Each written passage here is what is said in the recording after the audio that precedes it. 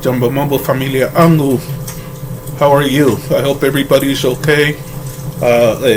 Habariako in the Karibu Kanisani. Kanisani, I'm calling it a church. It's actually my home, but to me, my home is my place of worship. So Karibu Kanisani. Mi meeting Eli-Ben-Eli, Babu Eli-Ben-Eli.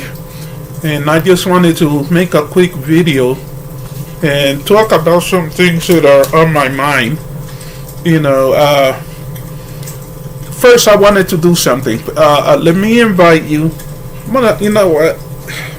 I'm not feeling comfortable with this thing on today for some reason. I don't know.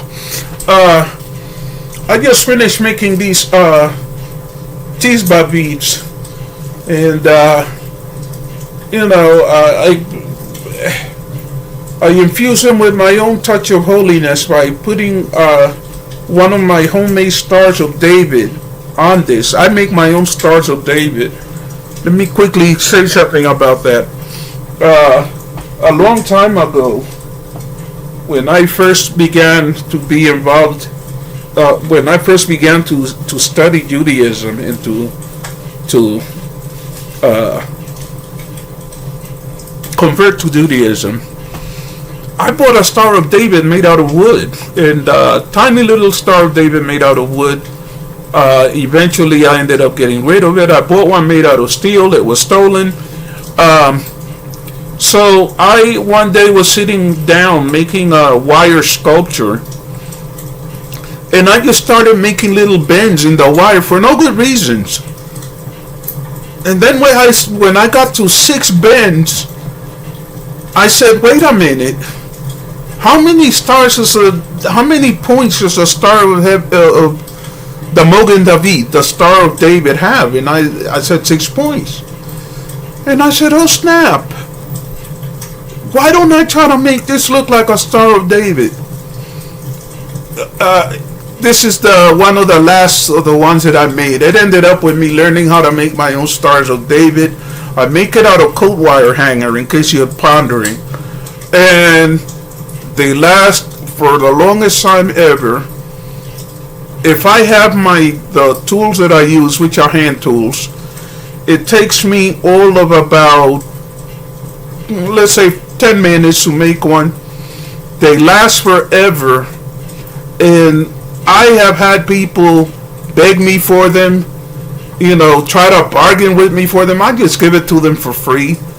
I mean, it's a piece of coat wire hanger that I have turned into a Star of David. And I always say, Baruch atah Adonai Eloheinu melech haolam, who has taught me how to make the Star of David. But it works out really nicely. I have several of them. I can make several more. There was a time when I considered selling them, and then I asked myself, who would want to buy them? People want to go out and spend their hard-earned cash, buying gold this and gold that. But if you haven't liked and subscribed, like the video, subscribe to the channel, then I wanted to share some information with you. Before I do so, let me say, if you're a naysayer, shut up. These are the I don't know if you can see them or not. These are the drinks that I buy at Walmart. They're called Equate. My God, the label cannot be seen. They're called Equate. This one is French vanilla. This one is chocolate. It's an Equate, and they're called meal replacement shakes. And this one is strawberry. This is the one that I have to look out the most for because I enjoy drinking it. All that you do with it is you drink one for breakfast, don't eat anything else. You drink one for lunch, don't eat or eat anything else. And you drink some water, obviously. If right now it's Ramadan, so I drink one before sunrise, and then I don't eat until sundown, and for dinner I'm gonna have something light. But the thing is that those drinks are really, really helping me. They're helping me to get into better shape. I'm losing a certain amount of weight. My body's becoming a little stronger. Then the other thing that I wanted to show. Oh my God. Yeah, you know, I have this set. These are 3-pounders. I have a 5-pound set, and I have a 10-pound set. 1, 2, 3, 4, 5, 6, 7, 8, 9, 10. 1, 2, 3, 4, 5, 6, 7, 8, 9, 10. Believe it or not, doing those kind of exercises has really tightened up my arm muscles. It's tightened up my torso, tightened up my back. It's just really making me healthier. The 10-pounders, I usually use them to do bench presses when I'm laying on my bed. You know, I'm calling what I'm doing with these weights gymming. People go to the gym to work out. I am looking at it like this. If you just reduce it to its most basic form, going to the gym is about exercising. I can do anything that I do at a gym with these weights, okay, with dumbbells. The only difference is that when I use the dumbbells, I am deliberately restricting myself to light weights. You know, there was a time when I would go to the gym and I would see younger men lifting a lot of heavy weights, and I would try to do that. You know, I was being part of the herd. I realized that was stupid. That was a mistake. If you want to work out, especially if you're a man of my advanced years, and you may want to know, how old are you exactly, Babu Eli? I am 5,000 years old, plus a day.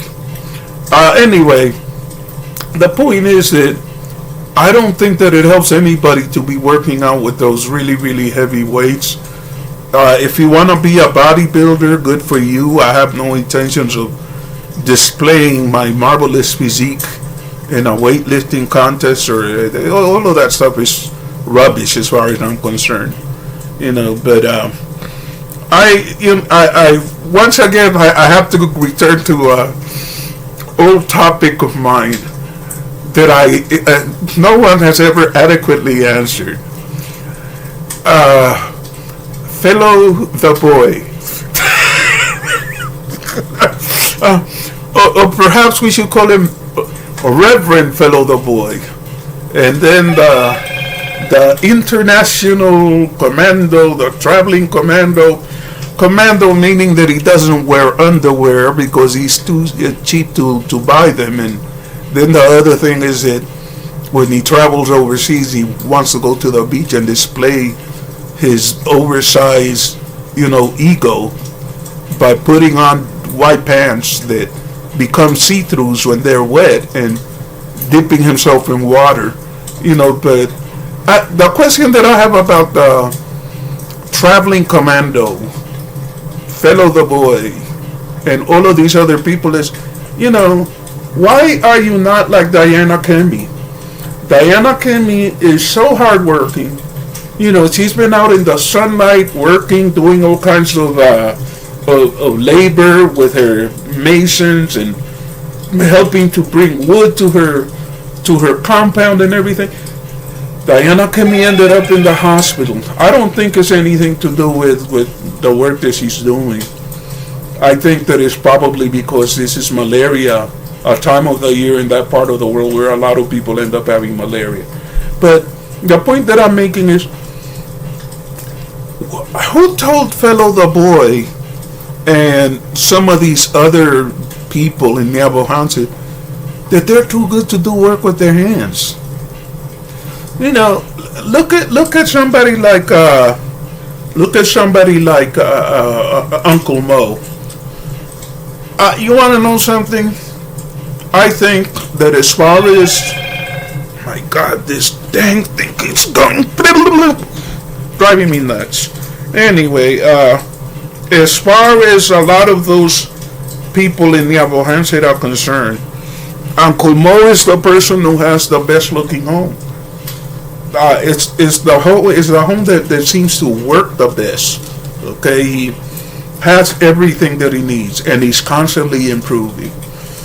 Uncle Mo has no problems with picking up a shovel and digging, picking up a hammer and doing some hammering. And a lot of the time when he has a mason or something, he says he won't need a handyman. I'm the handyman, and he'll go around and I was watching Felo the boy today, and he was at some new construction site, and he was talking a mile a minute while everybody else was working.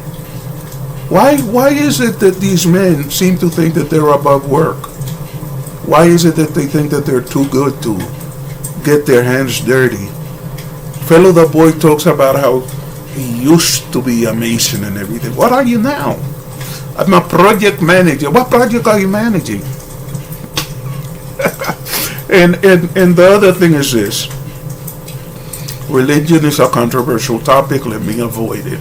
But I will say this. Felo the boy constantly talks about God and this and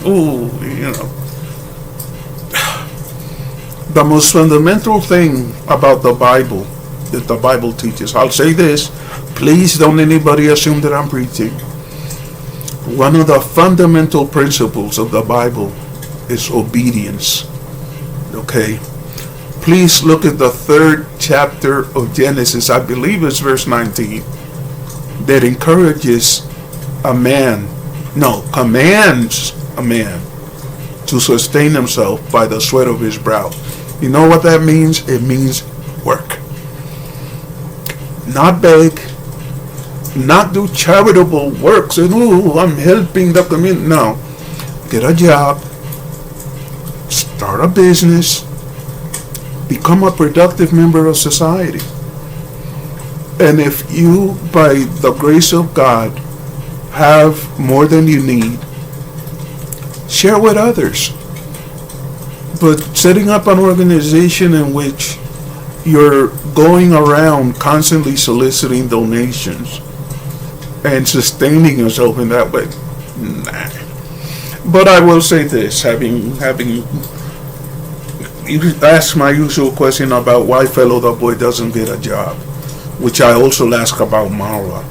All of this rubbish about he travels and YouTube pays him so much money that he doesn't need any money. He doesn't need donations. Why does he ask for them if he doesn't need them? Begging for the sake of keeping the begging muscles in shape. Come on now. But I will say one thing. Felo the boy, at the risk of being treated with contempt and disrespect by Marwa, went his own way and took it upon himself to try to help other people. Never mind the fact that he's helping himself, never mind the fact that he's in the process lining his own pocket.